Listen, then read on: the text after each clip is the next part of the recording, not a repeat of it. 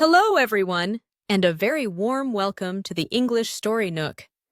Today, we're diving into a story about an unexpected connection that blossoms from a simple act of kindness.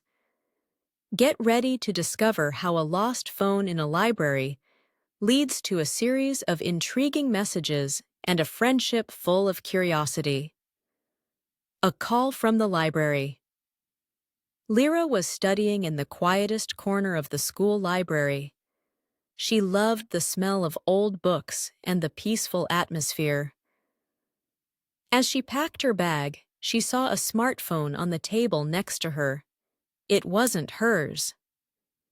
Someone must have forgotten it, she thought. She picked it up. The screensaver was a picture of a starry night.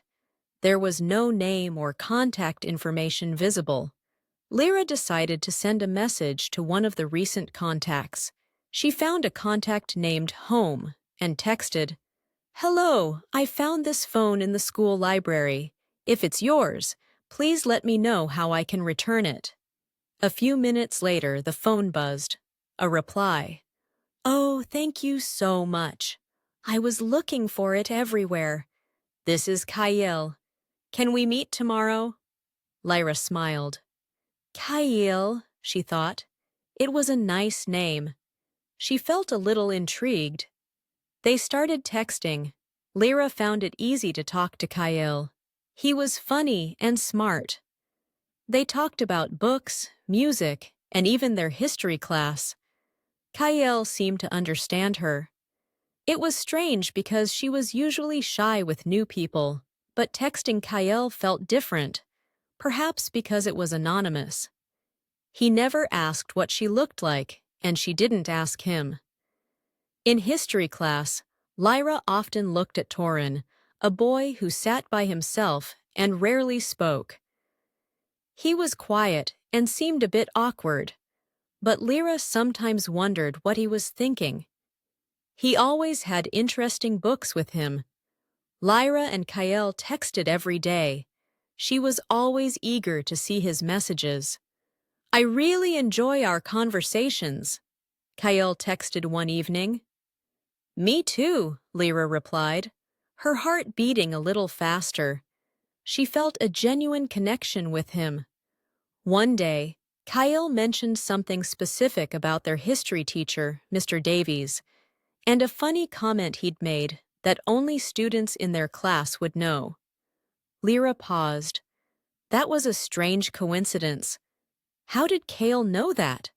She started to wonder if Kale was someone she knew. She didn't want to hesitate, but she felt a bit nervous to ask directly. The next day in history, Mr. Davies was talking about ancient civilizations. Lyra glanced at Torin. He was listening carefully, just like Kyle said he did in his texts. Could it be? The thought made Lyra even more intrigued. She decided she had to find out. She felt a mix of excitement and nervousness. What if it was him? What if it wasn't? Eventually, Kale texted, "I think it's time I got my phone back. And maybe we could meet properly? I'd like to thank you in person." Lyra's stomach did a little flip. "Okay," she typed, her fingers trembling slightly. "How about the library tomorrow after school, where I found it?" "Perfect," he replied. The next day, Lyra waited nervously in the library. She saw Torin walk in. He looked around, then spotted her. He gave a small, shy smile and walked towards her. He was holding his old, slightly broken phone. "Lyra?" he asked, his voice quiet. "Are you the person who found my phone?" Lyra's eyes widened. "Torin? So you're KL?" He nodded, a blush rising on his cheeks. "Yes, I was too shy to talk to you in person. Texting felt easier, more anonymous at first. I didn't want to reveal myself until I was sure you wouldn't think I was strange." Lyra felt a wave of relief. It wasn't awkward at all, just surprising.